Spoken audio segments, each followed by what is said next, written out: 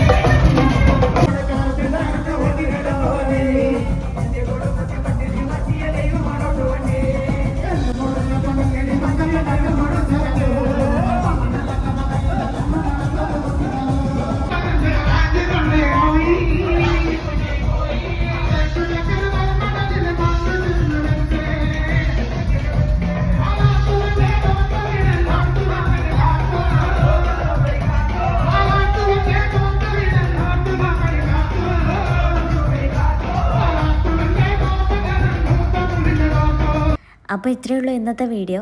ഇഷ്ടമെങ്കിൽ ലൈക്ക് ചെയ്യാനും കമൻറ്റ് ചെയ്യാനും മറക്കല്ലേ.